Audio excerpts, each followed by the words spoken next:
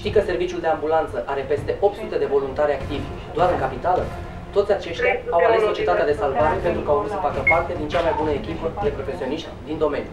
Voluntariatul este o alegere, dar mai presus de toate este o virtute. Cu ajutorul lor, șansele de supraviețuire cresc considerabil atunci când suntem în situații limită. Din acest motiv, noi ne-am hotărât să susținem serviciul de ambulanță. Redirecționează și tu 2% din impozitul tău pe venit către societatea de salvare.